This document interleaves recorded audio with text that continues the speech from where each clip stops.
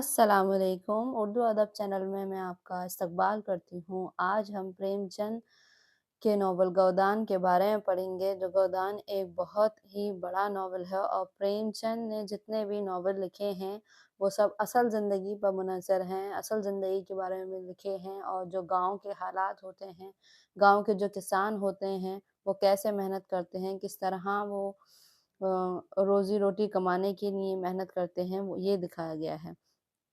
تو گودان پریم چند کا ایک بہت ہی شاہکار ناول ہے، جس کو انہوں نے سب سے زیادہ عرصے یعنی کہ 1932 سے لے کر 1935 میں لکھا، یعنی کیونکہ یہ بہت بڑا ناول تھا اس لیے اس کو لکھنے میں بہت زیادہ وقت لگا۔ پریم چند نے گودان کو 1932 میں لکھنا شروع کیا تھا، 35 میں یہ مکمل کیا گیا اور 36 میں یہ شائع ہوا۔ گودان پہلے ہندی میں لکھا گیا تھا، پھر اردو میں قلم بند ہوا، یعنی کہ پہلے ہندی میں اس کو لکھا، پھر اس کے بعد یہ ٹرانسلیٹ کیا اردو میں 1937 میں۔ گودان 596 صفحات پر مشتمل ایک بہت بڑا ناول ہے۔ اس کے پلاٹ کو پریم چند نے 36 ابواب میں تقسیم کیا ہے، اور یعنی کہ یہ بہت بڑا ناول ہے اور اس کو 36 ابواب میں تقسیم کیا گیا ہے۔ تو آج ہم اس ناول کے بارے میں پڑھیں گے۔ تو چلیے ہم اس ناول کو پڑھتے ہیں۔ گودان کا مختصر سا یہ خلاصہ ہے، یعنی کہ ہم پوری سٹوری تو نہیں پڑھ سکتے لائن ٹو لائن، یہ ایک ہم نے خلاصہ تیار کیا ہے، وہ یہ آپ کے سامنے ہے۔ تو گودان کا خلاصہ یہ ہے کہ ہوری کا ایک چھوٹا سا خاندان ہے، اس کی بیوی دھنیا ہے جو بے جا ظالم و ستم یا زبردستی اور زیادتی کے خلاف اٹھ کھڑے ہونے کا جذبہ رکھتی ہے۔ ہوری کے کنبے کے دوسرے افراد اس کا بیٹا گوبر اور 2 بیٹیاں سونا اور روپا ہیں۔ ہوری کی چند بیگ زمین ہے جو اس کی اور اس کے خاندان کی گزر بسر کا ذریعہ ہے۔ رات دن کھیتی باڑی میں خون پسینہ بہانے کے باوجود ایک دن میں 2 وقت کی روٹی مہیا کرنا اس کے لیے مشکل ہوتا ہے۔ اس وجہ سے وہ مقروض یعنی کہ قرض دار ہو جاتا ہے۔ ہوری ایک عام کسان اور ایک عام انسان کی طرح اچھائیاں اور برائیاں رکھتا ہے۔ عام طور پر وہ ایک سیدھا سادہ ایماندار اور شریف انسان ہے، لیکن بعض اوقات اپنی غرض اور ضرورت سے مجبور ہو کر خوشامد سے کام لیتا ہے۔ اس کی زندگی کی سب سے بڑی آرزو یہ ہے کہ اپنے دروازے پر ایک گائے کو بندھا دیکھے۔ اس لیے وہ اپنے ایک ساتھی بھولا ہیر کو دوسری شادی کا لالچ دے کر اس سے ایک گائے حاصل کر لیتا ہے۔ اس کا کچھ دن کے لیے اپنے دروازے پر گائے باندھنے کا خواب شرمندہ تعبیر تو ہوتا ہے، لیکن اس کا بھائی ہیرا ہوری کی اس خوش قسمتی سے اس حد تک حسد کرنے لگتا ہے کہ موقع پا کر وہ گائے کو زہر دے دیتا ہے اور ہوری کی آرزو اور خوشی عارضی ثابت ہوتی ہے۔ یعنی اس کا بھائی جو ہے وہ ہوری کی گائے کو زہر دے دیتا ہے۔ دوسری طرف گائے لانے کے سلسلے میں ہوری کے بیٹے گوبر نے بھولاہیر کی بیٹی چھنیا کو دیکھا تھا۔ وہ دونوں اسی دن سے ایک دوسرے سے محبت کرنے لگتے ہیں، جس کا نتیجہ یہ ہوتا ہے کہ گوبر چھنیا کو اپنے گھر لے آتا ہے، لیکن چھنیا کو گھر پر چھوڑ کر ماں باپ کے ڈر سے شہر فرار ہو جاتا ہے۔ چھنیا کو گھر میں رکھنے کی وجہ سے ہوری کے مصائب اور پریشانیوں میں مزید اضافہ ہو جاتا ہے۔ برادری اور مذہبی ٹھیکیدار اسے جرم قرار دے دیتے ہیں اور جرمانے کے طور پر فصل کی ساری پیداوار پر قبضہ کر لیتے ہیں۔ ہوری کی مصیبتیں اپنی انتہا کو اس وقت پہنچتی ہیں جب بھولا ہیرا اپنی بے عزتی کا انتقام لینے کے لیے اور گائے کے بدلے میں ہوری کے بیل کھول لے جاتا ہے۔ ان حالات میں ہوری کو اس کے خاندان والوں کے لیے روٹی جٹانا بھی مشکل ہو جاتا ہے۔ ایسے میں جب گوبر شہر سے لوٹتا ہے تو ہوری کے شدید مصائب میں کچھ راحت کا سامان ہو جاتا ہے۔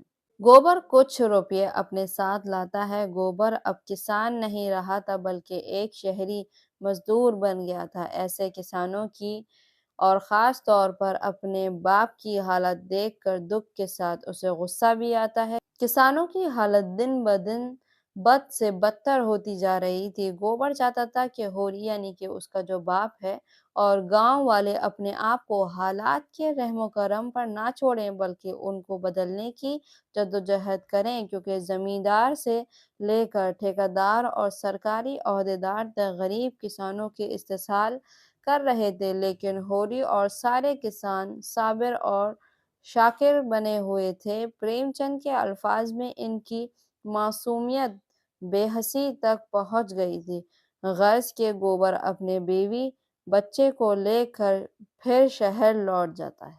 होरी की बेटियां रूपा और सोना अब बड़ी हो चुकी हैं। होरी को उनकी शादी की फिक्र भी दामनगीर हुई, लेकिन होरी शादी ब्याह के अखराजात कहाँ से पूरे करता। गन्ने की फसल से उम्मीद वाबस्ता थी, लेकिन जमींदार ने लगान की वसूली के लिए इसको भी नीलाम करके पैसे वसूल कर लिए। फिर भी होरी ने कर्ज दाम करके सोना की शादी का बंदोबस्त कर लिया, लेकिन वो हद दर्जा मकरूज हो जाता है। होरी के लिए अब गुजर बसर करना भी मुश्किल हो गया था। खेती बाड़ी करना भी उसके लिए कुछ नामुमकिन सा हो गया था, क्योंकि खेत जोतने के लिए उसके पास बैल भी नहीं रहे थे। वो अपनी चंद बेग जमीन को हर मुमकिन तरीके से बचा रहा था, लेकिन साहूकार किसी न किसी तरह उसके पुरखों यानी कि बुजुर्गों की निशानी को हड़प करने की कोशिश में लगे हुए थे। अपनी जान से ज्यादा अजीज ये जमीन भी जब उसके हाथों से निकली जा रही थी, तो वो एक तरह से अपनी बेटी रूपा को सिर्फ 200 रुपयों में बूढ़े राम सेवक को बेच देता है। होरी के मसाइब का सिलसिला खत्म होने ही नहीं पाता। वो अपना कर्ज अदा करने और 2 वक्त की रोटी हासिल करने के लिए और गाय रखने का अरमान पूरा करने के लिए दिन रात मेहनत करने लगा। चलचलाती धूप और तपती हुई जमीन पर जब वो काम करता रहता है, तो लू जो जानलेवा गर्म हवा होती है, उसका एक अनशीन झोंका उसका काम तमाम कर देता है और यूं उसकी कभी ना खत्म होने वाली मुसीबतों और परेशानियों का खात्मा हो जाता है।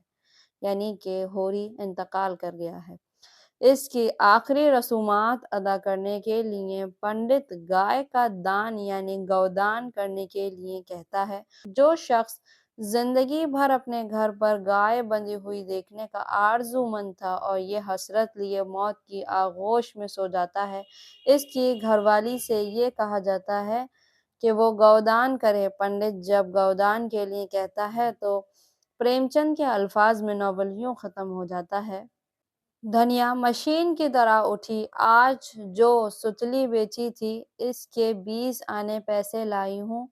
और होरी के ठंडे हाथ में रख कर सामने खड़े हुए दाता देन से बोली, महाराज, घर में ना गाय है, ना बछिया, ना पैसा, यही पैसे हैं, यही इनका गौदान है। और गश खाकर गिर पड़ती है। यानी कि उनके पास कुछ नहीं था, कुछ सुतली बेची थी तो उससे कुछ पैसे आए थे, उसने वही पैसे होरी के हाथ पर रख दिए। तो बकौल अली सरदार जाफरी इस नावल के बारे में कहते हैं कि प्रेमचंद ने बड़ी सच्ची और बेरहम हकीकत निगारी से काम लिया है और नावल को होरी की मौत पर इस तरह ख़त्म किया है कि एक सन्नाटा सा छा जाता है। तो ये नावल आप लोगों को कैसा लगा? बहुत ही अफसोस हुआ आखिर में कि होरी मेहनत करते करते ख़त्म हो जाता है। तो बहुत बहुत ही अच्छा नावल लिखा है प्रेमचंद ने। तो इस नावल के बारे में आप सबकी क्या राय है? तो हमें ये ज़रूर बताइएगा और नावल अच्छा लगा हो तो एक लाइक ज़रूर कर दिएगा, ताकि हमें भी लगे कि आपको हमारी कहानी अच्छी लग रही है, हमारी ज़ुबानी। तो मिलते हैं इंशाल्लाह अगली कहानी के साथ, अगले नावल या फिर अफ़सानों के साथ। तब तक अपना ख़्याल रखिए, खुश रहिए। अल्लाह हाफ़िज़। उर्दू के दिलचस्प और मालूमाती वीडियो देखने के लिए एम खुर्शीद खां का उर्दू अदब यूट्यूब चैनल को ज़रूर सब्सक्राइब करें और घंटी के निशान को एक बार दबा दें ताकि हमारी हर नई वीडियो का नोटिफिकेशन आपको सबसे पहले मिल जाए। मज़ीद मालूमात के लिए रब्ता करें 8477965321 पर।